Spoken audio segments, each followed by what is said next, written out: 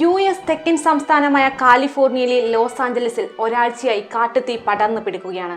ലോകത്തെ ഏറ്റവും വലിയ സാമ്പത്തിക രാജ്യത്തെ ഈ പ്രകൃതി ദുരന്തം ബാധിക്കുന്നത് നിസ്സഹായതയോടെ നോക്കി നിൽക്കുകയാണ് ലോകം.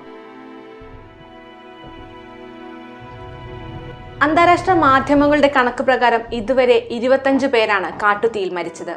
3000-ലധികം ഏക്കർ പ്രദേശം കത്തി നശിച്ചു. ഹോളിവുഡ് താരങ്ങളുടെ വീടുൾപ്പെടെ 5000-ലേറെ വീടുകളും കെട്ടിടങ്ങളും കത്തി നശിച്ചിട്ടുണ്ട്. 3000-ഓളം പേരെ വീടുകളിൽ നിന്ന് ഒഴിപ്പിച്ചു.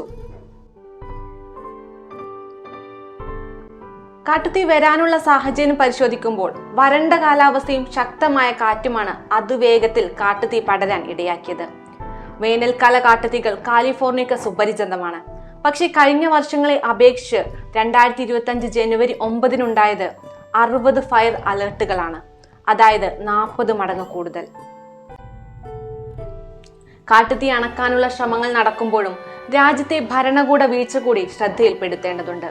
കാട്ടുതീ മുന്നറിയിപ്പുണ്ടായിട്ടും മുൻകരുതൽ എടുക്കാത്തത് തന്നെയാണ് ആദ്യത്തെ ആരോപണം. തീ കെടുത്താൻ ആവശ്യമായ ഫണ്ട് നഗര ഭരണകൂടം നൽകിയില്ലെന്ന് അഗ്നിരക്ഷാസേനയും ആരോപിക്കുന്നുണ്ട്.